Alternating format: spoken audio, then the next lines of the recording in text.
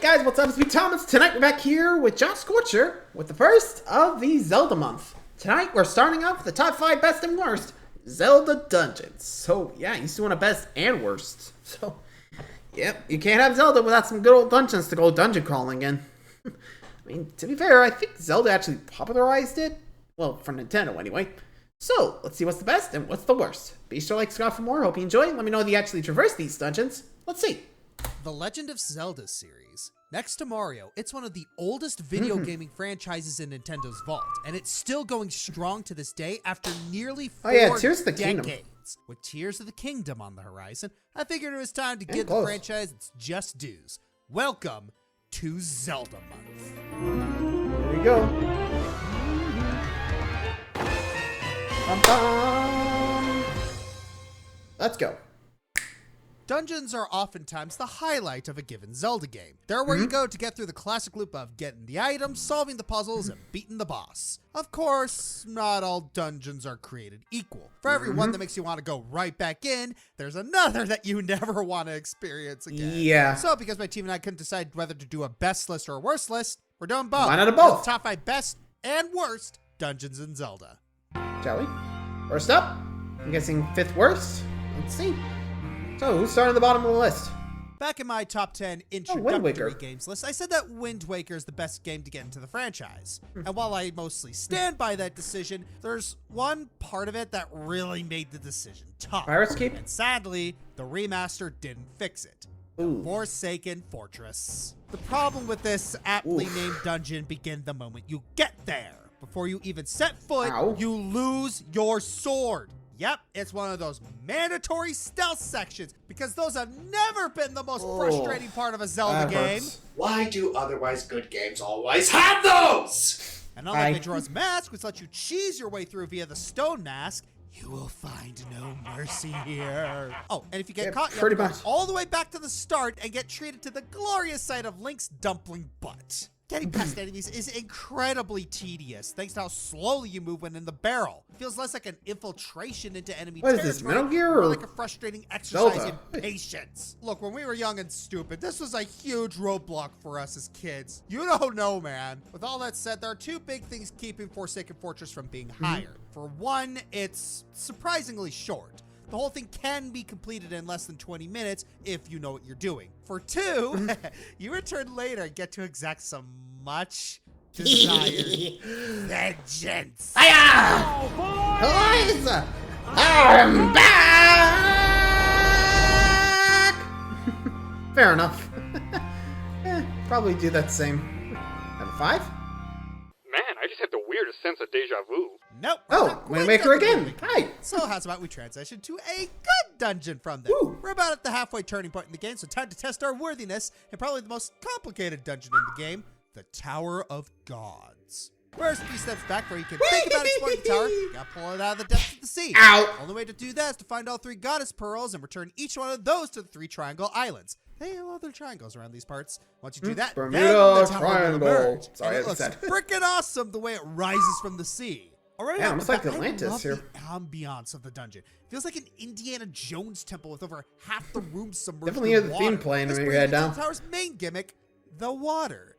A majority of the puzzles require you to place a statue on a button, but in almost every room, the water level will rise and fall. Using the changing water levels to your advantage, time it you out, have to venture through all 3 levels of the tower before you confront the boss.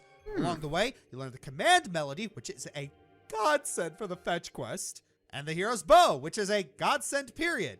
I mean, we are a highly blessed champion, so I guess everything's a godsend. Yeehaw. Seriously, the bow is one of our best assets no matter which Zelda game it is. Then there's the dungeon's final boss, Godan. The last challenge in the tower. The final grueling obstacle on your quest to prove yourself worthy to continue as Hyrule's hero. And his weakness is so freaking obvious. Seriously, just look at this just guy shoot in the eyes, you're done. yes, even the ham ones, and tell me you don't see his freaking weak spots. We Yep. literally faced this That boss in is Super true. Mario 64. Suffice to say, And Tower a lot of Gods was games, a really too. neat turning Basically, point in the just shoot game. your eyes, you're It good. tested us to see our adaptability and how much of a sharpshooter we are, and laid the stage for the next arc nicely. Not gonna lie, even with the command melody, some of the puzzles get pretty annoying, especially with all the backtracking. But it was worth it to fully test our skills. Because face it, if you're going to be the hero of Hyrule, you don't want to get rusty. Plus, it's nice to talk about a good water temple. Alas, I cannot say the same for... For next, number 4. Hey, Skyward. Alright, let's see where this is going. Water temple. Bad. Hey! So, what is it doing at only number 4 then? Well, before I continue, I mean, again, with my old school lethally Zelda. hot take, I need to go over why it's so infamous in the first place. First, there are the aesthetic bits. The water temple as a whole feels so Drab? claustrophobic and dull. With the array I wonder if of that's lights, what they meant to background do. music, and the abundance of grays and blues, it's easy for your mind to get slow and drowsy. The biggest issues with the water temple are its main mechanics, the iron boots and the water levels. Since the iron boots are a piece of equipment, you need to open up the menu and manually equip them constantly. This quickly adds up. You're also only able to attack with the hook shot underwater, which makes these take even longer. And then there are the water levels, as in the actual levels of the water. In order to access certain areas within the temple, you have to raise or lower the water level at specific points. And like with the boots before, this happens frequently and can create a lot of backtracking. And that may highly help you if you go into an area without the water level you need and have to redo puzzles in order to fix it. And that's not even going. Thank God for the internet now, because we know what's up. Of the dark leaf battle. Sure, we found plenty of ways to cheese the fight now, but your first couple of times fighting him were filled with annoyances and unhelpful cryptic advice. Morpha as well felt like a huge downgrade. We did battle with giant parasites, dinosaurs, and even an evil storybook spirit. This is just a big amoeba. The backlash against the water temple was so fierce that the game's director actually apologizes? Thankfully, the water temple was less annoying in the 3DS version due to being able to map the iron boots to your regular item shortcuts. For all its faults, though, I was more bored by the water temple than frustrated. I never felt like I wanted to throw the controller against the wall in anger, which is more than I can say for the next 3 worst entries. Oof. Well, we'll cover that when we get there. Next, 4th best, though. Let's see what's coming up. In their quest to gather the 4 elements and stop Vati, Link and Eslo eventually come to the Palace of the Winds. Being so high up in the air, the place is primarily composed of floating and moving platforms. You'd think this would be a problem, considering that Zelda's more of a puzzle adventure rather than a platformer. However, everything is aided by the addition of one of the greatest items in the Zelda series, the Rocks Cap. It's beautiful. This masterwork piece of equipment allows you to jump on command. I know that doesn't sound epic, but when you play it, you'll get it. He's allowed for all to be fair, Zelda doesn't really jump a lot. You know, it makes sense. Vibing like a top-down Mario. But unlike many other dungeons in the franchise, the Palace of Winds managed to incorporate some of the other items you've obtained so far. This all culminates in the best boss in Minish Cap, the Gjord. Oh, no, not that one. This is an epic and gorgeous fight that takes place on the back of the creatures as you jump between them and use your cloning powers to attack its eyes. Not much to say about this one. Rockscape fun, good build-up, nice boss. It's a really solid dungeon. And it's debatably a better final test of your skills than Dark Hyrule Castle. Ouch. Huh. Doesn't really explain why it's only 4th best. I guess the other 3 are just better in, like, the way that, you know, funner or, you know, challenges you more. Again, I can't really say for sure, but that's how I think it's going on. Alright, time for the top 3. Let's see the worst and the best. Not really a lot of chances to stop. We don't lose momentum. Next up, 3rd worst. Link to the Past can be pretty grueling and unfriendly in a lot of ways. Even some of the first things you do can really hit you where it hurts if you don't come prepared. It doesn't get any easier because this game has an ice dungeon. Yeah. Oh boy, ice physics. Now, don't get me wrong. I like a good challenge. There needs to be a sense of fairness to it, or at least a good structure of progression. The Ice Palace forgoes all of that. Right off the bat, ice physics. Your movement becomes sluggish and slippery, and it makes it really annoying to fight enemies and dodge hazards. And it's everywhere. Oh, but it doesn't stop there. The dungeon is structured in a descending order. Wow. So you gotta make your way down 7 floors to reach the boss. And should it happen that you take too much damage down there and die, you gotta start all the way back from the top. I hope you like crawling back down each tedious floor with no shortcuts, because that's the kind of icing this dungeon puts on your cake. The only thing keeping this dungeon from being any worse is if you come with the Bombos medallion. It helps you sweep through some of the enemy rooms and can cut the boss fight a bit short. Even with that said, this dungeon is just not fun to go through. It's slow, it's annoying, and only adds to the bad rep that ice levels get. Think highly of the ice ruins and Link Between Worlds was so much better. Amen. Alright, number 3, because, yeesh. Like I said, don't play a lot of Zelda, but yeah, I can being sealed away for 7 years, Link is now all grown up and must find the 7 sages to imprison Ganondorf and save all of Hyrule. Coincidentally, one of them is your old childhood buddy Saria. And to rescue her, you have to brave the terrors of the Forest Temple. Well, hey, you're in luck because the temple's pretty much in the backyard of your old stomping ground, so how bad could it be? The crypt doors creak and the tombstones quake. Happy haunts materialize. I think if I held my tongue any harder, I'd cut it off. Welcome to Ocarina of Time's Forest Temple, an overgrown fortress that feels more like a haunted house. It's overrun with ghosts, skeletons, and other creepy crawlies that go bump in the night. The music is eerie and foreboding, yet also soothing and relaxing at the same time. Yeesh. Oh, I'm getting chills. Hey, Joker. Arguably the creepiest part of the dungeon is the puzzles. There are switches that can twist and turn entire hallways and completely discombobulate a room's feng shui. Nothing is consistent, which can be very terrifying for those who like order. But you can't say it doesn't make things interesting. It's also within these moss-coated halls that you find your bow. Fairy bow. Bless this thing. Also lurking within these halls is one of the best boss fights in all of Ocarina of Time, Phantom Ganon. Already the brawl gets extra points for its uniqueness. First, you have to wait him out as he rides his horse out on a series of paintings. Next, he comes back out to try and hit you with his beams, so you have to play a little tennis with him in order to stay alive. Wow! Wow! Wow! Wow! Between that blessed bow and the awesome brawl, I think what I really love about the Forest Temple is the ambience. It's spooky, unpredictable, and dangerously close to falling apart. Kind of like Hyrule itself now that's under Ganondorf's thumb. Gotta love that symbolism. Any dungeon that can give you the heebie-jeebies and yet still feel fun to venture through automatically gets my vote. No kidding. Like, I'd probably be looking at that and be like, Ganon, you bastard! How dare you do this to my hometown? Let's talk about Legend of Castlevania. Sorry. Yeah, Legend wrong franchise. There you go. But that doesn't make Zelda 2 a bad game. Give it some credit. It tried to be different, and it mostly pulled it off, but it's become notorious for how difficult it is. If you die, you don't just start where you left off. You start from the first area. Mother! And who doesn't love that little of anxiety? Oh? And after taking our licks throughout the rest of the game, we finally make it to the last dungeon of the game, the Great Palace. Okay, so I'm guessing this. Give us a chance to catch our breath. They won't punish us after we cut so far, right? If only.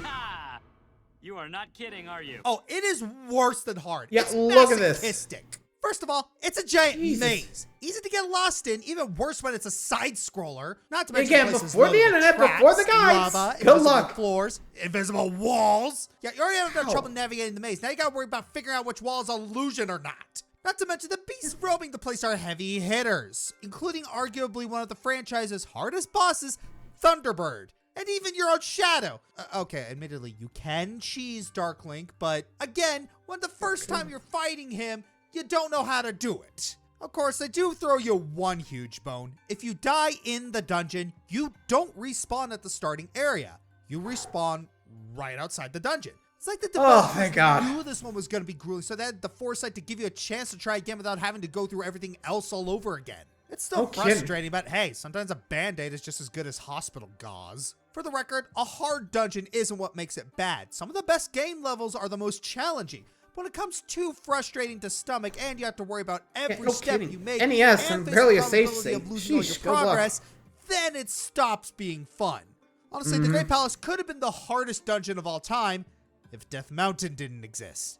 But I'll be danged if it wasn't close. And second best? Hopefully get a taste of that one on our mouths. Well, time for the one Zelda dungeon you've seen on every countdown about good dungeons or good water levels. Yeah, it's Ancient Cistern. What can I say about this There we dungeon go. that has been said a million times by every other countdown creator on this site about good water levels in games? After years Bro, of man, we dealing with saw the ruined Green water Scorpion. dungeons like the Look Water at this. Temple, Great Bay Temple, can we count Temple of the Ocean King? I'm going to. You finally get a dungeon that knocks it out the park in both atmosphere and design. Whoever decided to make a dungeon based on Buddhist design really needed a raise. You start in a tranquil oasis with lily pads, bright colors, and enemies that want to kill you. And I didn't say it was all tranquil. The first part of the dungeon is just following the route until you get the whip. I say this because, let's be honest, there is no dungeon until you get the whip.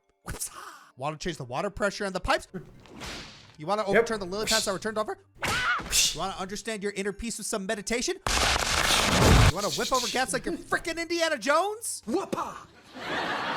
Pretty much. Of course, you can be as whip happy as you want, but when you get to the basement of the shrine, hold on to your wits, because it gets darker than a Batman movie, and I don't just mean the lighting. The most notable part of this dungeon is the huge tone shift between serene paradise to literal poison hellscape. Cursed bobbikins, poisoned swamps, and the iconic spider silk climb with cursed enemies trying to bring you back down to hell. It is jarring.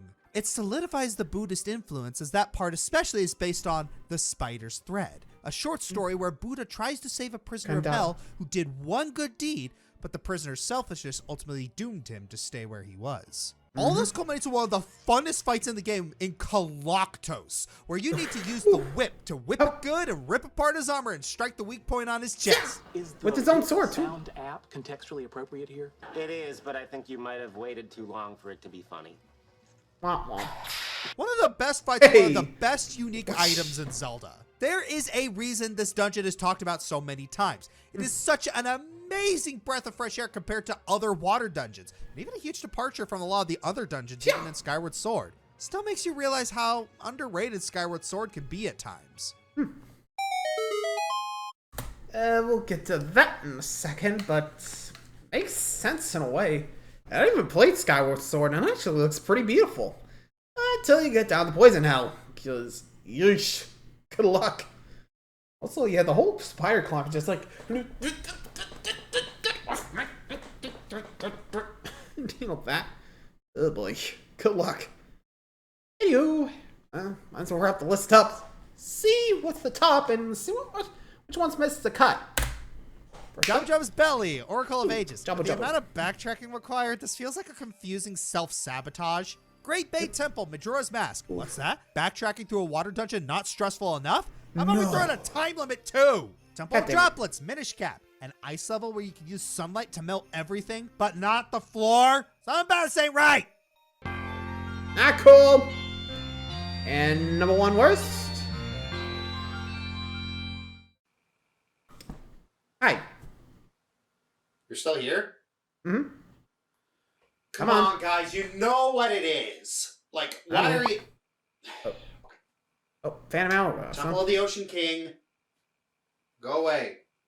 Do I even need to explain how bad How this bad we dungeon talk is? about? We know for the longest time that Zelda loves to give us extra padding to the main story in order to think we're getting more content or to just break the pace. But as fans of Wind Waker and Skyward Sword know, that padding can just make the game worse in comparison. And the only thing that compares to Tingle's laundering in Wind Waker is this dang dungeon!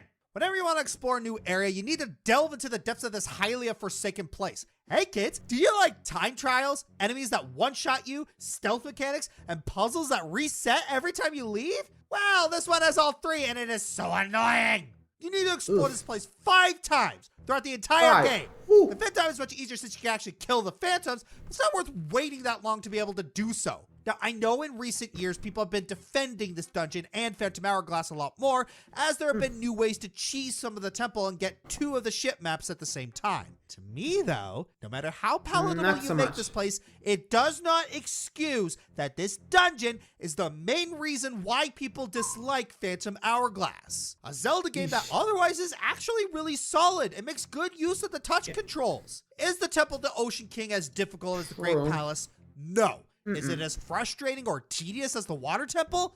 Yeah, actually, probably more. But regardless, there is a reason why it is the most hated dungeon in Zelda, and regardless of how you feel about it, Phantom Hourglass would be better without it. You ain't wrong. I mean, unlike the Arbiter's Path Glass, forward, Twilight Princess. not cool. You spin me Right right round, baby, right round, Instead, lager. Link Between Okay, Worlds. stop. You're already wearing green. Now you gotta go full Robin Hood. Still wish I knew our friend's name. Tower of Spirits, Spirit Tracks. Spirit Tracks, Temple hi. of the Ocean King, but, good. And the number one best. Who you got?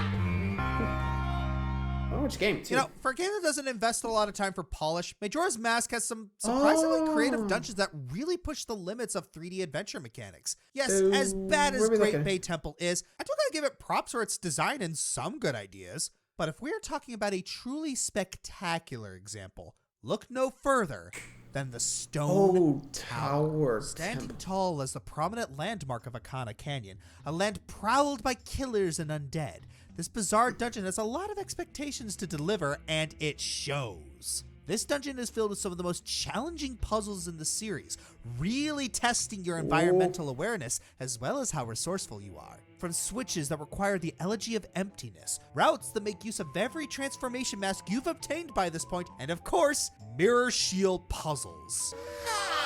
Hi. Ow!